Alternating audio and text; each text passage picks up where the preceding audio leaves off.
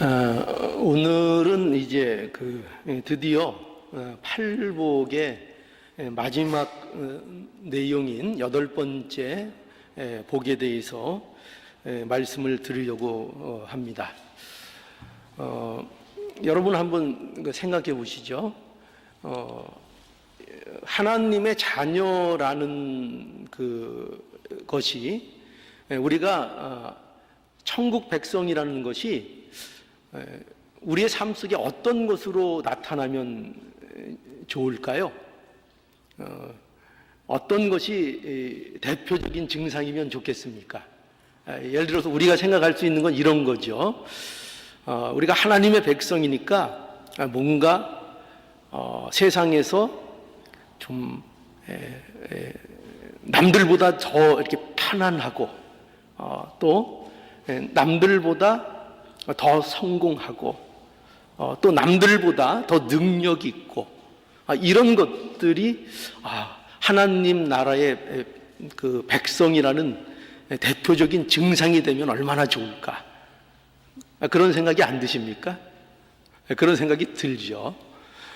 그런데 오늘 이 팔복의 이제 마지막으로 우리에게 말씀하시고 있는 팔복의 어떻게 보면은 절정을 어떻게 예수님께서 말씀하고 계신가 하면은 핍박받음이라고 얘기하고 계세요. 너희가 의를 위해서 핍박을 받는 것이 복이다. 이것을 예수님께서는 그것도 저는 그렇게 생각해요. 이것이 너무나 중요해서 가장 중요한 것들 맨 마지막에 두시고 그것을 3절에 걸쳐 부연 설명까지 더해서 이 팔복제를 설명하고 계시는 것으로 이렇게 보아집니다. 여러분, 예수께서 팔복의 첫 번째로 말씀하신 게 뭐죠? 뭐죠? 이거 모르실 분은 없겠죠? 딴 건 몰라도 요거는 분명히 아실 거예요. 그죠? 우리 승희도 알 것 같은 자신 있는 눈초리를 갖고 저를 쳐다보네요. 요건 내가 물어봐도 안다. 이런 자신감 있는 표정인데요. 예. 이건 알죠. 첫 번째 뭐였냐면은 뭐였습니까? 예. 심령이 가난한 자는 복이 있나니 라는 것으로 이 팔복이 시작됐죠. 그런데 오늘 이 마지막 말씀을 보면은 이제 마지막이 뭐로 돼 있죠? 의를 위하여 핍박을 받는 자는 복이 있나니 천국이 저희 것입니다. 이렇게 그 말씀을 하시고 있죠. 여러분, 이 첫 번째와 마지막 복의 이 선언에 있어서 여기 보면은 공통점이 있는 거 발견할 수 있으시겠어요? 공통점이 있어요. 어떤 공통점이 있습니까? 뭐죠? 예, 천국이 저희 것임이니라 라는 공통점을 여기 가지고 있습니다. 그러니까 보세요.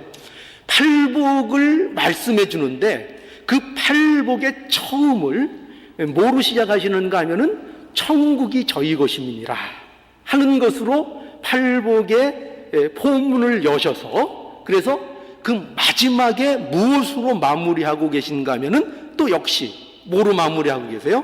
천국이 저희 것입니다. 이렇게 마무리해 주시는 것을 보게 됩니다.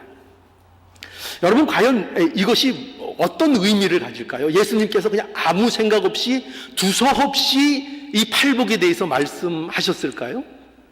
그렇지 않습니다. 여기에는 중요한 이유가 있는데 그건 뭐냐면은 이 팔복이라는 것이 과연 뭐냐 할 때 이 팔복이라는 것이 바로 천국에 대한 것이라는 거예요. 천국.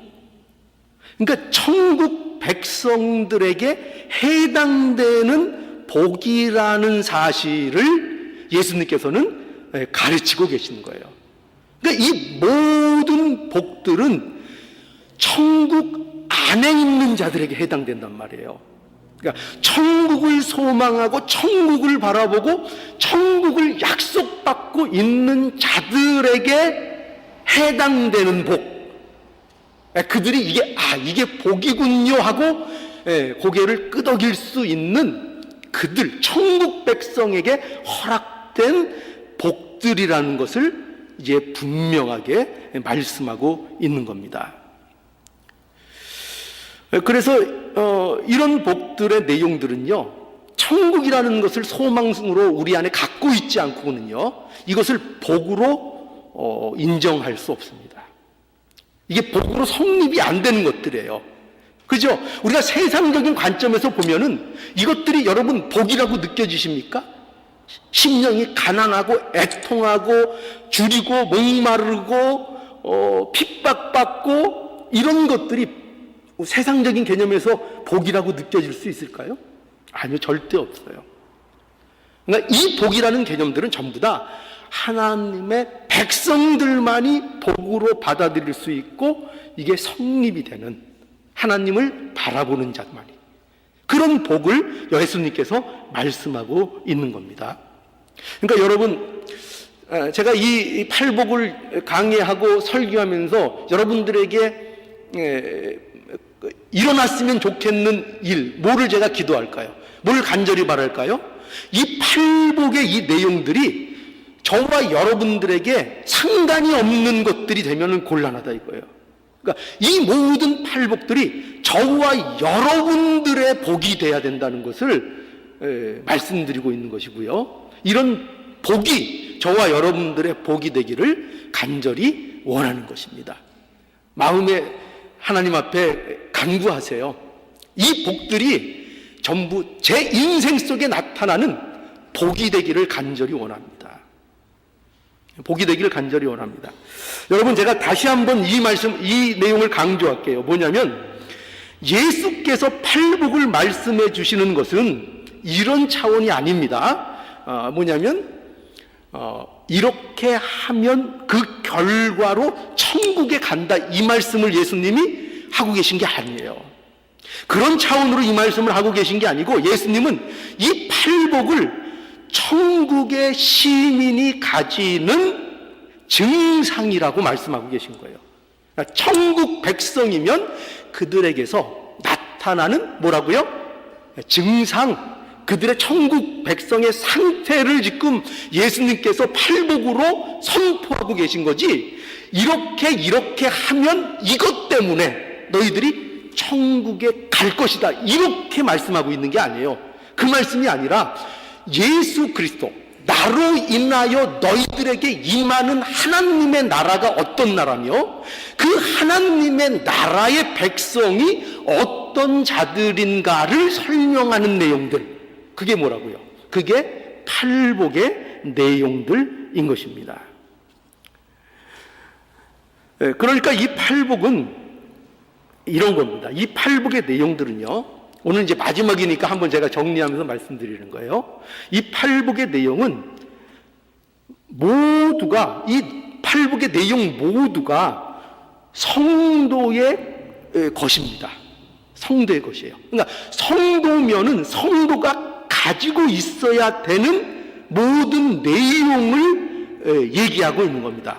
그러니까 이건 이런 게 아니에요. 뭐냐면 성도가 있는데 어떤 사람은 심령이 가난하고, 어떤 사람은 마음이 애통하고, 어떤 사람은 의에 줄이고 목마르고, 어떤 사람은 화평케 하고, 그렇게 종류별로 있다는 얘기가 아니에요. 그 얘기가 아니라 지금 이 팔복의 내용은 뭘 얘기하는 건가 하면은 예수 그리스도 안에서 천국 백성이 된 사람에게는 이 모든 것이 그 안에 있다는 거예요. 이게 한 사람을 얘기하는 거라고요. 한 사람을 얘기하는 거예요. 그러니까 심령이 가난한 사람이 누구예요?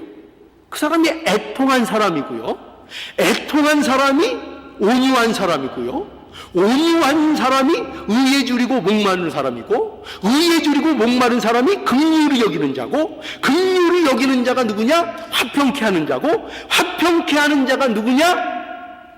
의를 위하여 핍박받는 자를 얘기하는 거예요. 그러니까 모두, 그러니까 성도 안에 이 모든 것이 있다는 거예요. 이건 분리되는 게 아니에요.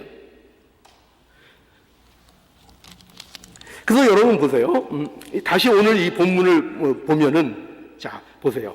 10절부터 다시 한번 볼게요. 의를 위하여 핍박을 받는 자는 복이 있나니 천국이 저희 것임이라. 나를 인하여 너희를 욕하고 핍박하고 거짓으로 너희를 거스려 모든 악한 말을 할 때에는 너희에게 복이 있나니 기뻐하고 즐거워하라. 하늘에서 너희의 상이 큼이라. 너희 전에 있던 선지자들을 이같이 핍박하였느니라. 여러분, 여기 본문에서 보는 바와 같이 예수님께서는 의를 위하여 핍박받는 자가 복이 있다 말씀하시고 이것으로 팔복의 지금 마무리를 하고 계십니다. 근데 이 말씀은 왜 이렇게 이 말씀이 중요한가 하면은, 물론 팔복의 내용 모두가 중요하죠. 그러나 특히 이 마지막에 이 복이 왜 중요한가 하면은 저는 그렇게 생각합니다. 뭐냐면 이 복만큼요. 이 복이 뭐예요? 이 복이 뭐예요? 의를 위하여 핍박을 받는 이 복. 이 복이 왜 그렇게 중요한가 하면은 이 복만큼요. 그리스도인이 누구인지를 분명하게 설명해 주는 것도 없어요. 그러니까 이 복이 무엇인지를 저와 여러분들이 바로 이해하면 뭐를 이해하게 되느냐? 그리스도인이 바로 이런 거구나. 내가 그리스도인이라고 했는데 그냥 말로만 내가 그냥 그리스도인이라니까 그리스도인인가 보지. 하나님이 나를 구원해 주셨으니까 내가 그리스도인인가 보지. 그렇게 어렴풋이 그저 그랬다니까 그런 거 보지 이렇게 생각했는데, 핍박을 받는 자가 복이 있다라는 이 말씀을 바로 이해하면은 그래서 그리스도인들이 복이 있구나. 무엇이 그리스도인인지를 알겠구나. 이렇게 될 수 있다는 겁니다. 또한 그렇기 때문에요. 우리가 그리스도인이 되었다는 사실이 얼마나 이것이 복된 것인지, 얼마나 은혜로운 것인지도 이 말씀을 통해서 우리에게 알게 해 주신다고 볼 수 있는 것입니다. 자, 그러니까 이 말씀 여러분 깃종긋 세우시고 마음을 여셔서 참으로 부담되는 말씀, 의를 위해서 핍박을 받아야 복이 있다는 이 말씀을 저와 여러분들이 잘 이해하고 받아서 내가 과연 얼마나 복되고 하나님의 은혜 속에 있는 존재인지를 더욱더 깊이 이해할 수 있기를, 또 믿기를 바랍니다. 자, 여기 우리가 그리스도인이 되었다는 것은요, 그야말로 도무지 이해할 수 없는 것입니다. 그렇죠? 도무지 이해할 수 없는 것입니다. 왜 그런가 하면은 여기 말씀하는 것처럼 핍박을 받아야 한다나 이 말씀을 하고 있잖아요. 그러니까 우리에게 있어서 예수를 믿는다는 것, 하나님을 믿는다는 것은 세상적인 관점에서 보면은 이게 가능한 얘기입니까? 불가능한 얘기입니까? 이 세상에 핍박받는다는데 그거 좋다고 믿고 따라다닐 사람이 어디 있어요? 그죠? 뭔가 믿으면 더 편안해지고 복받고 어떤 내가 원하는 세상 것을 이루는 어떤 도구나 수단이 돼야지 내가 그거를 믿을 마음이 생기잖아요. 그런데 예수를 믿으면 의를 위해서 핍박이라는 것이 있다고 말씀하시는데, 세상에 그거를 믿고 그것을 즐거워할 사람이 누가 있겠어요? 그런데 어떻습니까? 우리가 그 예수님을 어떻게 해요? 믿잖아요. 믿는 것을 기쁨으로 믿잖아요. 그러니까 여러분 보세요. 하나님을 믿는다는 거, 예수 그리스도를 믿는다는 거는, 이거는 도무지 상상할 수 없는 일이 우리에게 이루어진 겁니다. 그 사실만 봐도 알 수 있는 거예요. 그러니까 이 사실을, 이 팔복을 우리가 잘 이해하면 정말 우리에게 주신 복이 무엇인지를 우리가 이해하게 됩니다. 자, 오늘 이 본문의 말씀을 잘 보면은요, 여기 이렇게 돼 있어요. 예수께서 의를 위하여 핍박을 받는 자가 복이 있다라고 이제 하신 것에 대해서 우리는 주의를 기울여야 됩니다. 왜 그런가 하면은, 그러니까 여기 보면은 이렇게 안 돼 있다는 사실을 우리가 볼 수 있어요. 뭐냐면 핍박 자체만을 가지고 복이 있다고 이렇게 말씀하시는 것이 아니죠. 그죠? 핍박이 있으니까 너희가 복이 있다. 이게 아니고 여기 보면은 어떻게 돼 있다고요? 예수께서 핍박을 받는데 뭐 때문에? 의를 위해서 핍박을 받는 그것이 복이 있다고 이렇게 말씀하고 있는 것이에요. 그러니까 의가 뭐예요? 의 때문에, 의가 핍박의 동기가 되고 있는 거죠. 그러니까 무조건 핍박받는다고 그게 복이 되는 게 아니고, 무엇 때문에요? 의 때문에요.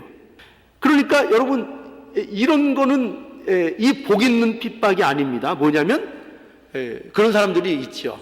자기 잘못, 그죠? 우리가 살다 보면은 내가 잘못하는 경우가 있습니까, 없습니까?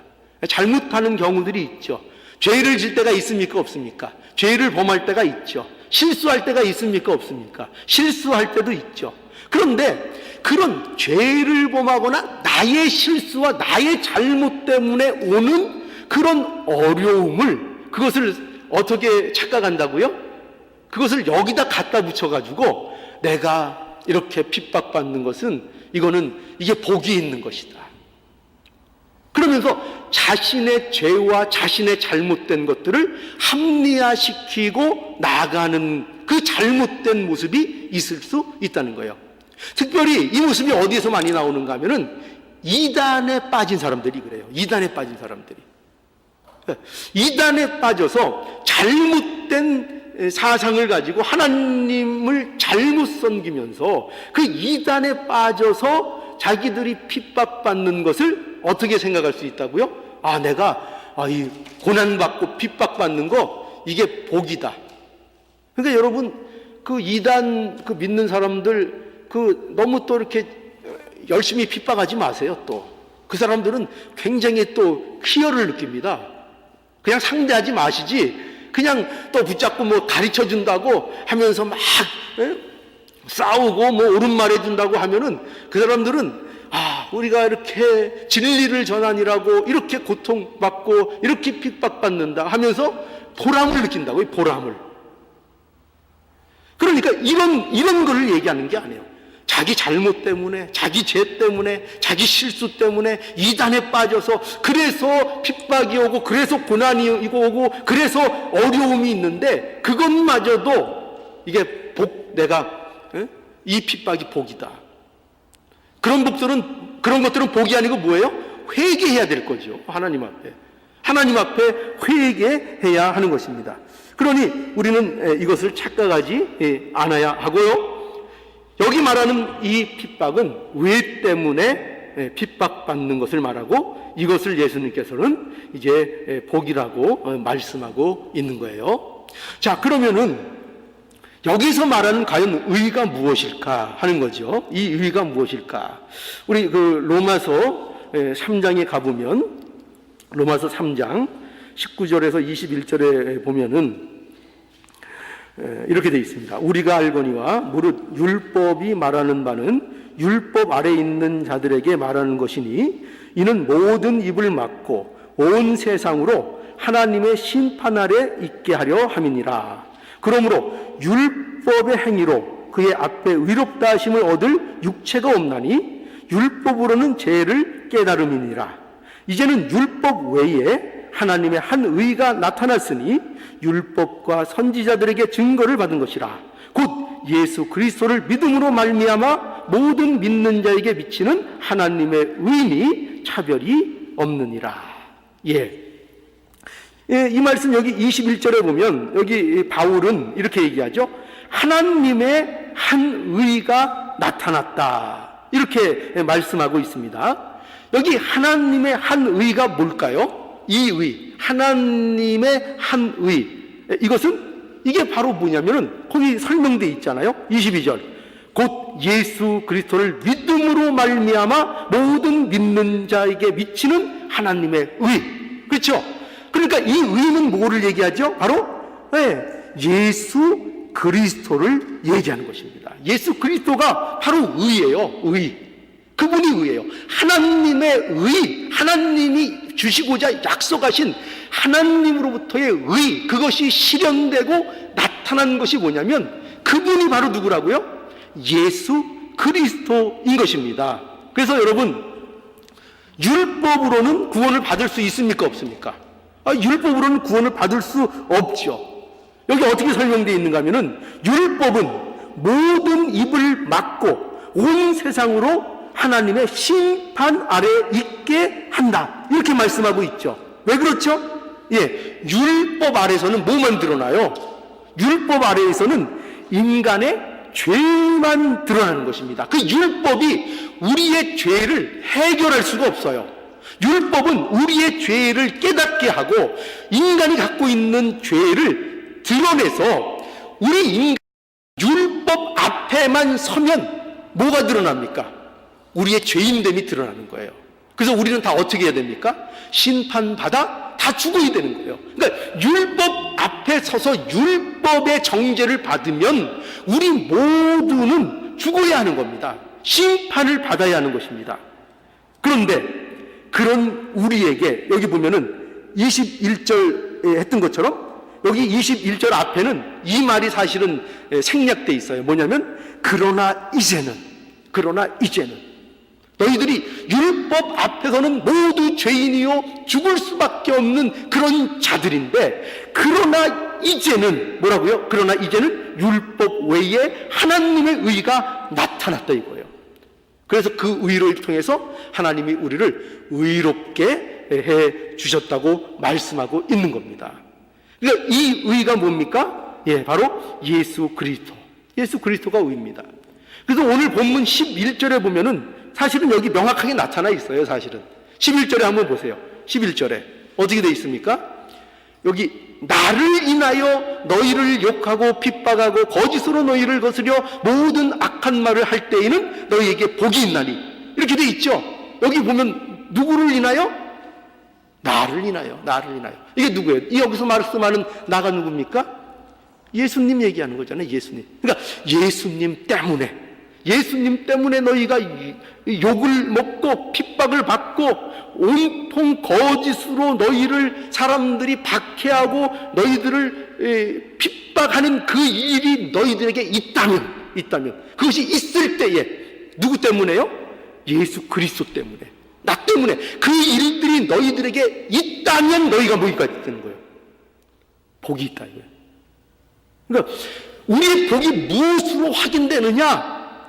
예수 그리스도 때문에 받는 핍박이 우리에게 있는 것으로 우리의 복됨이 드러난단 말이에요. 그렇게 분명히 성경이 우리에게 말씀하고 있는 것입니다. 여러분, 그러니까 우리 분명히 정리해야 되겠어요. 분명히 정리합시다. 뭐냐면 의를 위하여 핍박을 받는 자는 어떤 사람을 얘기한다고요? 어떤 사람입니까? 예수 그리스도 때문에 박해를 받는 자를 의미하는 것입니다. 예수님이 나의 의가 되셨기 때문에, 예수 그리스도께서 나의 머리가 되셨기 때문에, 예수 그리스도께서 나의 삶의 주인이 되셨기 때문에, 나의 삶이 예수 그리스도 위에 존재하기 때문에, 그래서 나타나는 게 뭐라고요? 그것이 바로 의를 위하여 핍박받는 자가 되는 것입니다. 여러분, 그러면 우리에게 이런 생각이 들죠. 뭐냐면 의를 위하여 핍박받는 게 그럼 왜 그것이 복입니까? 또는 정말 핍박을 안 받으면 안 될까요? 핍박받는 거 싫은데요. 그렇게 생각할 수 있습니다. 그러나 여기 보세요. 요한복음 15장 18절에서 19절을 보면 이렇게 예수님께서 말씀하세요. 세상이 너희를 미워하면 너희보다 먼저 나를 미워한 줄을 알라. 너희가 세상에 속하였으면 세상이 자기의 것을 사랑할 터이나 너희는 세상에 속한 자가 아니요 도리어 세상에서 나의 택함을 입은 자인 고로 세상이 너희를 미워하느니라. 미워하느니라. 여러분, 이 말씀 보세요. 예수께서 제자들에게 말씀하신 내용이죠. 여기 보면은 세상이 너희를 미워하면 먼저 나를 미워한 줄을 알라라고 이렇게 말씀합니다. 여기에서 이 세상은 이런 걸 얘기합니다. 우리가 일반적으로 생각하는 이 세상과는 조금 다른 개념이에요. 어떤 개념인가 하면은 이 세상이라는 것은 어떻게 보면 어느 정도 일치되지만 완전히 일치는 안 돼요. 왜 그런가 하면 이 세상이라는 건 뭐냐면 이겁니다. 그리스도를 부정하는 모든 세력을 얘기하는 거예요. 그러니까 하나님 없이 살고자 하는 인간 세상, 그 모든 세력과 사상과 원리와 힘, 이 모든 것들을 뭐라고 표현하는가 하면은 세상, 이렇게 얘기하는 거예요. 그래서 여기 보면은 이 세상은 누구를 미워한다고요? 이 세상은 예수님을 미워할 뿐만 아니라 또 누구를 미워해요? 예수님의 제자들을 미워한다는 것입니다. 예수님의 제자들을 미워하는 거예요. 예수님의 제자가 누굴까요? 베드로? 요한? 이런 사람한테 미루고 싶죠? 그 제자들이 바로 저와 여러분들인 거예요. 그런데 이 제자들을 세상이 어떻게 한다고요? 미워한다고요. 왜? 그 이유가 뭐예요? 예수님의 제자니까요. 다른 얘기로 얘기하면 예수님께 속한 자들이니까요. 만약에 세상에 속해 있다면 세상이 자기의 것을 사랑할 터인데 저희는 세상에 속하지 않았기 때문에 도리어 어떻게 됐다고요? 세상에서 나의 택함을 입은 자인 고로 어떻게 한다고요? 세상이 너희를 미워한다. 이렇게 말씀하고 있는 것입니다. 그러니까 여러분, 세상은 그리스도인 그 존재 있잖아요. 그 존재 자체를 미워합니다. 그것이 세상이 그리스도인들에 대한 태도예요. 왜 그럴까요? 인정하기 싫으세요? 왜 그런가 하면은 여러분, 그건 너무나 당연한 거예요. 아까도 말씀드린 것처럼 뭐가 달라요? 뭐가 다릅니까? 예수 때문에 뭐가 달라졌다고요? 소속이 달라요. 소속이 같은 편이 아니라고요. 같은 편이 아니에요. 그들이 갖고 있는 게 달라요. 그래서 세상이 추구하는 의, 그리고 그리스도인들이 말하는 의, 이것이 완전히 다른 거예요. 그러니까 세상은 그리스도인들을 미워하지 않을 수가 없습니다. 세상은요, 자신들이 의를 만들 수 있다고 생각하고 그것을 믿고 그 의를 추구하고 살면서 자기들이 추구하는 그 의를 가지고 스스로 자신들의 삶의 의미를 두고 산다고요. 그러니까 이 인간의 의를 부정하는 그리스도의 의는 그거를 인정하면 어떤 게 되냐면은 인간이 갖고 있는 모든 삶의 기반이 다 무너져 버려요. 내가 보람있게 생각했던 거, 내가 좋게 생각했던 거, 나의 힘으로 의지했던 거, 이런 것들이 그리스도의 의 앞에 전부 다 산산조각처럼 다 무너져 버려요. 그러니까 어떤 거예요? 그러니까 그리스도의 의를 말하고 주장하고 그 그리스도의 의를 따라 사는 사람들의 모습을 좋아할 수가 없어요. 왜냐하면 그 모습 자체가 뭐를 부정해요? 나를 부정하기 때문에요. 나를. 그렇기 때문에 세상은 예수님의 제자들을, 그리스도인의 모습을 굉장히 미워하고 심지어 증오합니다. 아니 심조가 아니고 확실하게 증오합니다. 여러분 이건 우리 한번 찾아보죠. 누가복음 23장에 한번 가보죠.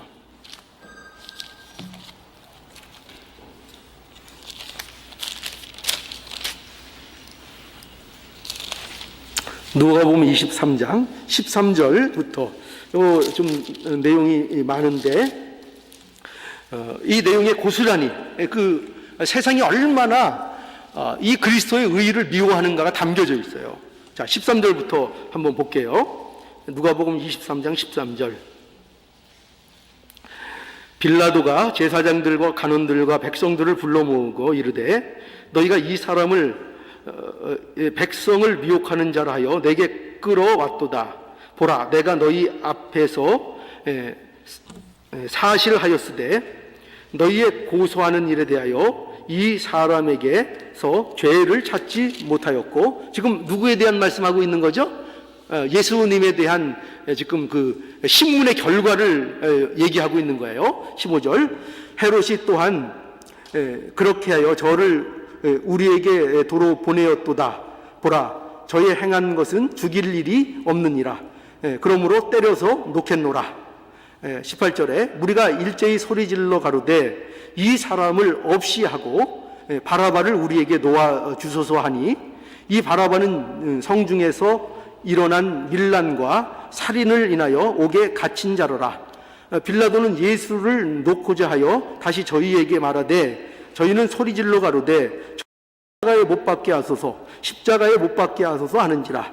빌라도가 세 번째 말하되 이 사람이 무슨 악한 일을 하였느냐? 나는 그 죽일 죄를 찾지 못하였나니 때려서 놓으리라 한데 저희가 큰 소리로 재촉하여 십자가에 못 박기를 구하니 저희의 소리가 이긴지라. 이에 빌라도가 저희의 구하는 대로 하기를 인도하고 저희의 구하는 바 곧 밀란과 살인을 위하여 옥에 갇힌 자를 놓고 예수를 넘겨주어 저희 뜻대로 하게 하니라. 예.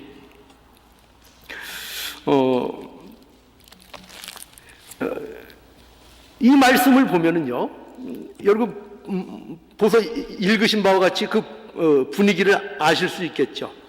빌라도는 예수님을 신문하는 과정에서 그에게 도무지 그를 죽일 만한, 그를 십자가에 달 만한 그런 죄를 찾지 못했다고 해서 사실 빌라도는 예수를 어떻게 해서든지 구실을 찾아가지고 풀어 주려고 했습니다. 그래서 그때 마침 나타난 게 뭐냐면은 바라바라는 사람이었어요. 이 바라바는 어떤 사람이었는가 하면은 아주 흉악한 죄인이었어요. 살인, 밀란 이런 것에 주동하며 많은 사람을 죽여서 이 사람은 정말 100번 죽어도 마땅한 그런 죄를 지은 사람이었습니다. 그런데 이 빌라도가 이 문제에 있어서 예수를 살리기 위해서 유대인들에게 제안을 하죠. 어떻게 제안합니까? 바라바와 예수 중에 지금 유대인의 명절에 이 한 사람을 놓아주는 풍습이 있는데 누구를 놓아줄까 하라는 것을 통해서 당연히 예수를 놓아주라고 얘기할 줄 알았어요. 그런데 그 이스라엘 백성들이 누구를 놓아주라 그랬다고요? 바라바를 놓아주라고 목 놓아 외치고 예수를 십자가에 못 박으라, 예수를 죽이라, 예수를 죽이라 이렇게 외치고 그 외침에 졌어요. 그래서 예수를 못 박게 되었습니다. 여러분, 이 말씀이 우리에게 뭘 보여주고 있죠? 뭘 보여주고 있습니까? 이걸 보여주는 거예요. 세상이 예수를 어떻게 대접하는가? 세상이 얼마나 예수를 미워하고 증오하는가? 세상이 얼마나 하나님으로부터 온 그 의를 핍박하고 그 의를 받아들이지 않는가 하는 것을 역력히 우리에게 보여주고 있는 겁니다. 그걸 우리에게 보라는 거예요. 얼마나 미워하는가, 예수님을 얼마나 미워했는가. 빛 대신 예수님을 그래서 오히려 어떻게 했다고요? 십자가에 못 박아 버렸던 겁니다. 여러분,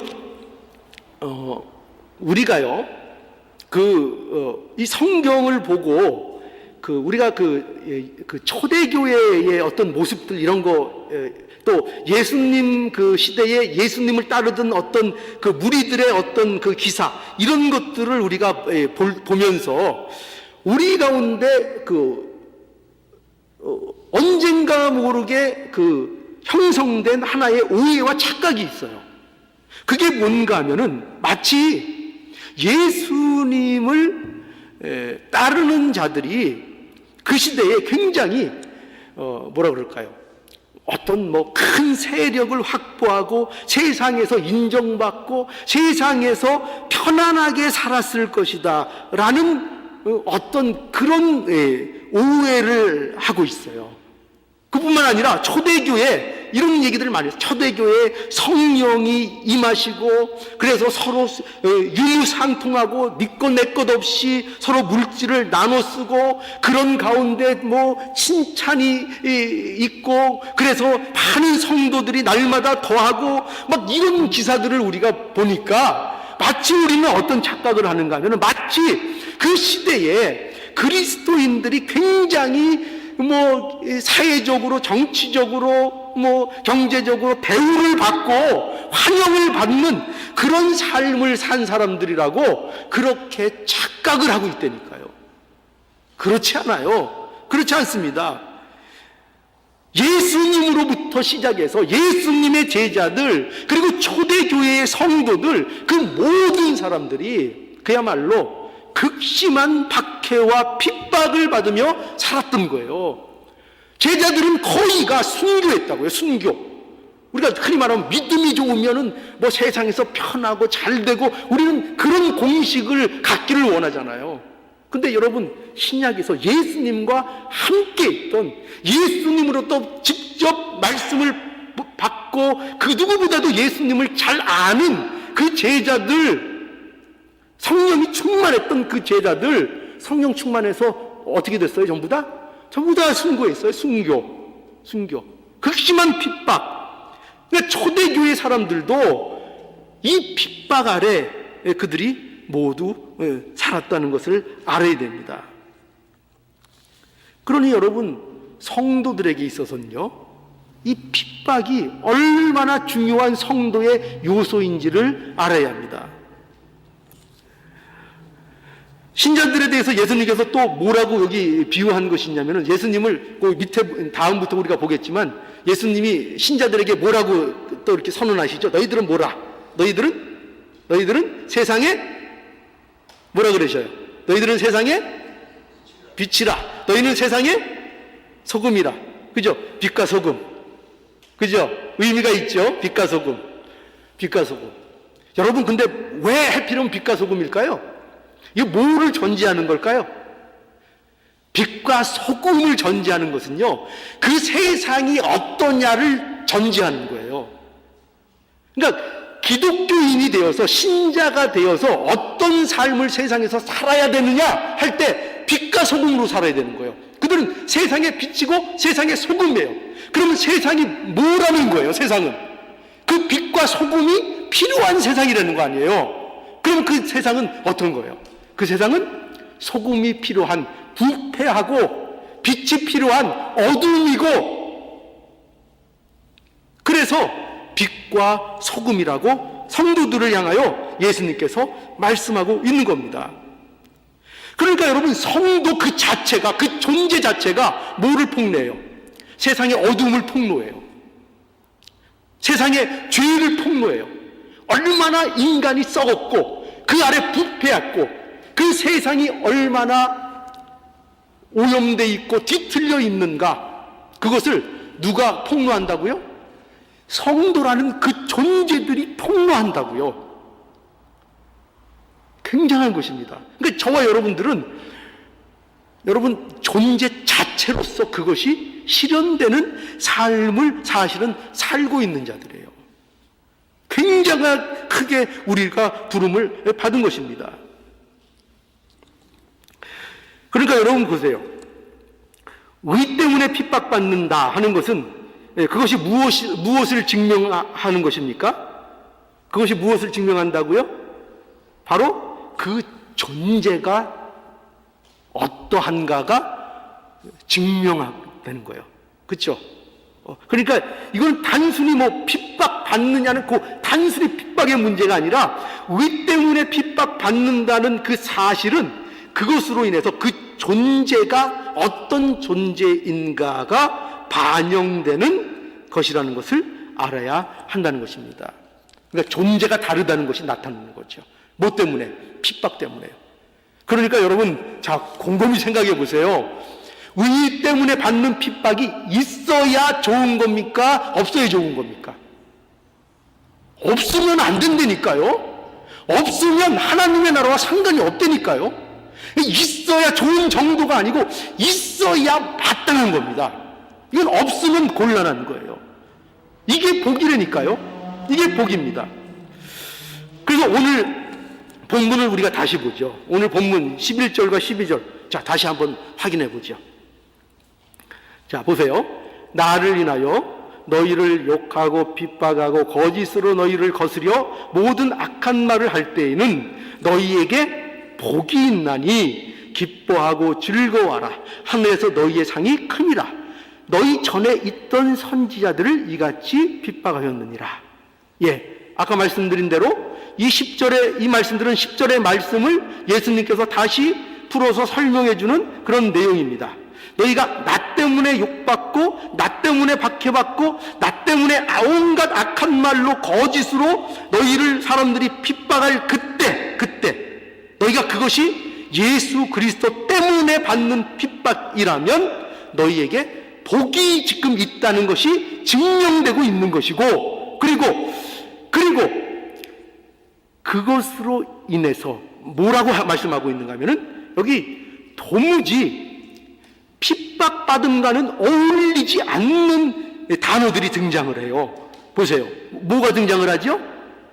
12절에 보면 어떻게 돼 있어요? 기뻐하고 즐거워하라. 핍박하고 어울립니까? 안 어울립니까? 도무지 서로 어울리지 않죠. 그런데 예수님께서 이렇게 말씀하시는 거예요. 내가 너희에게 이렇게 말한다. 나 때문에, 나 예수 그리스도 때문에 너희가 핍박을 받는 일이 있느냐? 그러면은 그것 때문에 너희가 기뻐하고 즐거워하라. 이렇게. 여러분, 여기서 이 말하는 이 기뻐하라는 이 표현은요, 그저 보통 기쁨을 얘기하는 게 아니에요. 어떤 기쁨이냐면 기뻐서 발짝발짝 뛰는 거예요. 기뻐서. 어떻게 한다고요? 기뻐서 어떻게 한다고요? 팔짝팔짝 뛴다니까요. 말이 돼요? 핍박받는데요. 예, 근데 그렇게 하라는 거예요. 너희가 만약에 예수 그리스도의 이름으로 예수 때문에 너희가 핍박을 받는 그 현실이 너희의 현실이라면, 그 핍박이 너희에게 있다면 너희는 그것으로 기뻐해라 이거예요. 즐거워해라. 너희는 분명히 뭐라는 거예요? 하나님의 백성이다. 하나님의 자녀다. 천국이 바로 너희의 것이다. 너희의 것이다. 너희는 진짜다. 너희는 진짜다. 그러니 여러분, 이거보다 더 기쁜 게 어디 있겠어요? 정말 기쁜 거죠. 사도행전 5장 40절에서 42절 가볼게요. 너희가 옳게 여겨 사도들을 불러들여 책찍질하며 예수의 이름으로 말하는 것을 금하고 놓으니 사도들은 그 이름을 위하여 능력받는 일에 합당한 자로 여기심을 기뻐하면서 공회 앞을 떠나니라. 저희가 날마다 성전에 있든지 집에 있든지 예수는 그리스도라 가르치기와 전도하기를 쉬지 아니하니라. 예, 이거 굉장히 중요합니다. 왜 그러냐? 여기 보면은 사도들이요, 예수가 그리스도이심을 증거하다가 잡혀서 옥에 갇히게 되었습니다. 그런데 그때 이 가멜리알이라는 바리새인이 이 중재를 해서 이 사도들이 옥으로부터 풀려나게 됩니다. 근데 풀려날 때에 그냥 풀지 않고 채찍을 쳐가지고 다시는 예수의 이름을 전하지 말라고 하면서 그 사도들을 풀어 주었습니다. 그런데 여기서 놀라운 말씀이 여기 기록되어 있는 것을 보게 돼요. 뭐냐면 이 말씀이에요. 어떻게 되어 있는가 하면 사도들은 풀려나면서 사도들은 그 이름을 위하여 능력받는 일에 합 합당한 자로 여기심을 기뻐하면서 공의 앞을 떠나니라. 이렇게 말씀하고 있는 겁니다. 그리고 이들이 가서 또 어떻게 했어요? 어떻게 보면은 이거를 의도적으로 강조하고 있는 거예요.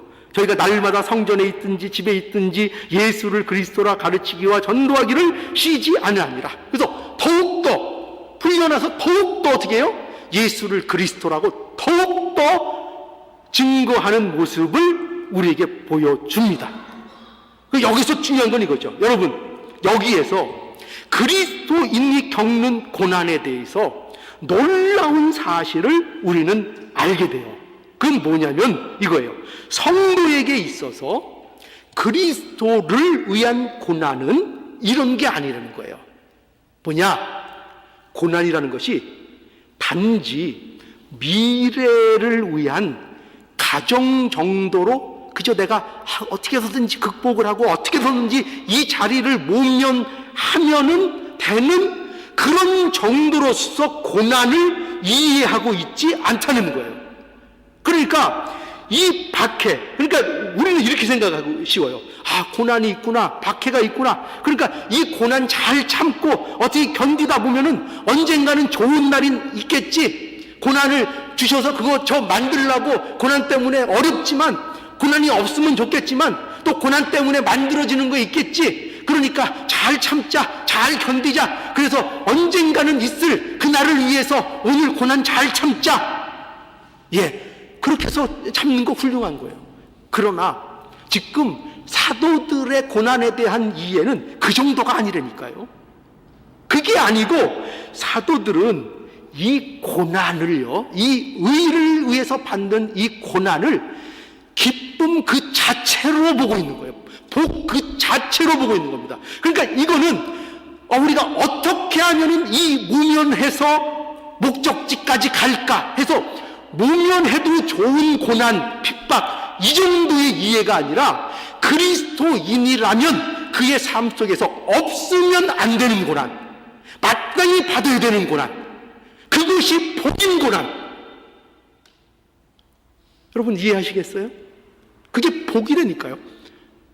그 고난 그 자체. 그러니까 제가 누누이 말씀드리지만 내 잘못 때문에, 내 죄 때문에, 그것 때문에 받는 고난 얘기하는 거 아니에요. 세상적인 고난 얘기하는 거 아니에요. 예수 그리스도 때문에 받는 그 고난, 그 고난은 그 자체가 뭐라고요? 그게 복이라고요. 복. 그러니까 그게 없으면 우리가 복이 없는 거고, 그게 있으면 우리가 복이 있는 거예요. 그 고난이 우리에게 있으면 우리가 천국 백성이고, 그 고난이 우리에게 없으면 우리는 어쩌면 천국과 상관이 없는 사람일 수도 있다는 거예요. 그 고난이 없으면. 그러니 이 고난이 없으면 좋겠습니까? 없기를 여러분 기도하실게요. 하나님 앞에 그리스도를 위한 고난이라는 모든 종류는 저에게 없게 해주시옵소서. 이 그리스도를 위한 고난이 없으면 그리스도인이 아니라니까요. 천국 백성이 아니라니까요. 그러니 우리가 이 이해를 바로 해야 하는 것입니다. 그러니 여러분, 예수 그리스도 때문에 받는 박해, 이것이 우리에게 없으면 좋은 것이 아니라 없으면 굉장히 곤란한 겁니다. 굉장히 곤란한 겁니다. 그리고 여러분, 제가 여러분들을 위해서 늘 기도합니다. 여러분들을 위해서 늘 기도하는데 어떤 기도할까요? 맞습니다. 저는 목회자잖아요. 여러분들을 위해서 여러분들이 어떻게 해서든지 세상에서 고난이 없기를 바랍니다. 세상적인 고난 겪지 않기를 바랍니다. 모든 일이 잘 되고 또 여러분들이 죄로 인하여 여러분들의 실수나 어떤 잘못 때문에 고통당하는 일들, 환난당하는 일들, 그런 일들이 없기를 바랍니다. 그것을 위해서 늘 기도합니다. 그런데 그리스도 때문에 받는 박해는 어떻게 기도할까요? 여러분들에게 있기를 기도하고 있습니다. 이제 여러분 저한테 코가 꼈어요. 뭐를 한다고요? 여러분들에게 그리스도 때문에 받는 고난과 박해가 있기를 바랍니다. 그게 있는 겁니다. 여러분, 옛날보다 지금이 박해가 더 심합니다. 옛날에는 직접 받았죠. 옛날에는 한 거하는 맛이 있었어요. 그 핍박받으면서 매 맞고 직접적인 그에서 그 진리를 가지고 거부하는 맛이 있었어요. 근데 오늘날은 어떠죠? 교묘하게 그냥 개구리 온탕에 담궈가지고 물 끓이듯이 그냥 서서히 죽이는 박해 속에 그렇게 있습니다, 우리가. 그래서 모릅니다. 죽어가도 모릅니다. 여러분, 박해가 그리스도인이기 때문에 받는 박해가 여러분들에게 확실히 있기를 바랍니다. 아멘하기 굉장히 힘들죠. 그러나 이것이 복입니다. 이것이 여러분들에게 아멘으로 화답할 수 있는 그때가 되기를 하나님 앞에 간절히 기도합니다. 여러분, 그리스도인이 됐다는 것은요, 그냥 모양이 바뀐 걸 얘기하는 게 아닙니다. 교회에 나오는 정도를 얘기하는 거 아닙니다. 그리스도인이 됐다는 것은요, 완전히 다른 존재가 된 겁니다. 추구하는 의가 달라진 겁니다. 그들의 근거가 되는 의가 달라진 겁니다. 세상의 의와는 정반대의 의를 갖고 있는 것입니다.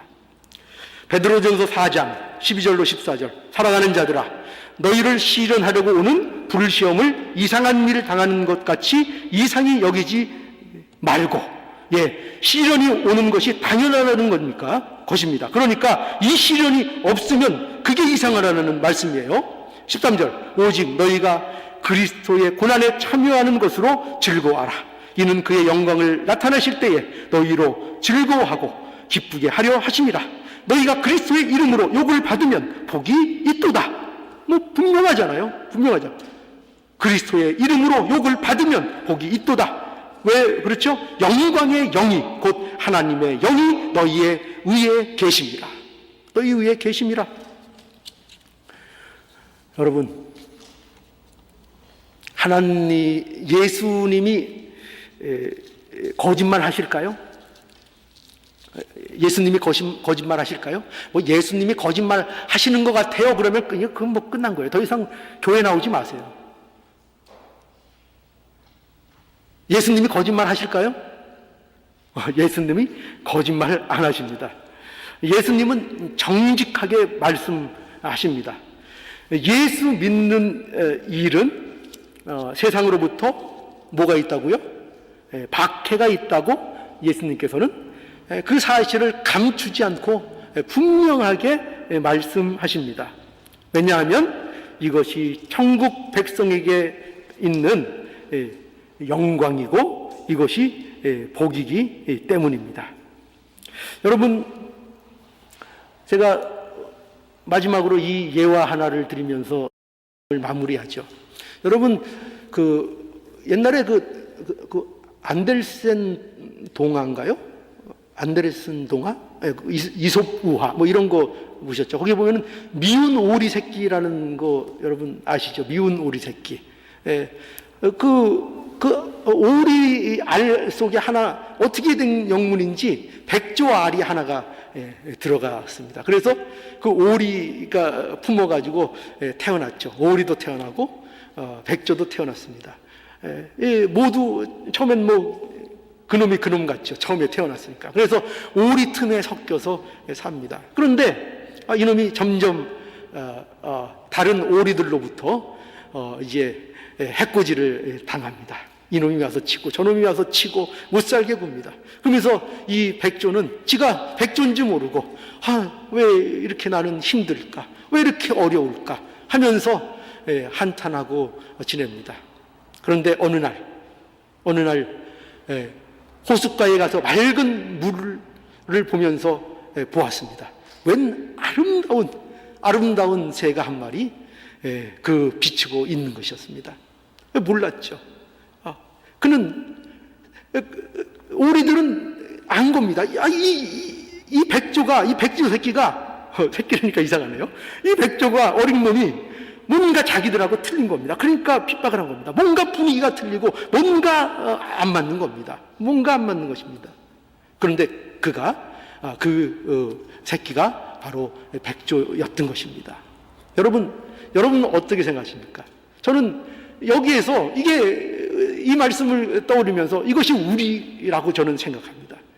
그러니까 여기 앉아 있는 분들이 전부 다 뭐예요? 사실은 백조입니다. 백조. 그 오리 틈에서 자란 백조. 그래서 여기 임백조, 김백조, 또 강백조 이렇게 앉아 있는 겁니다. 백조가 되어서. 백조입니다. 근데 백조인 줄 모르고 왜 이렇게 나를 세상에 못 살게 구나. 이유가 있던 겁니다. 백조였기 때문인 것입니다. 여러분, 저와 여러분들은 하나님 백성입니다. 그래서 우리는 의를 위해 핍박받는 자리로 우리가 부름을 받았습니다. 이 핍박이 있다는 이 사실, 이것이 얼마나 우리에게 있어서 복된 사실이며 우리가 누구인가를 분명하게 말해주고 있다는 것인가를 분명히 아셔서 그리스도로 인한 핍박이 저와 여러분들의 삶 속에서 또 아멘 안 할까 봐 좀 겁은 나지만 충만하기를 간절히 바랍니다.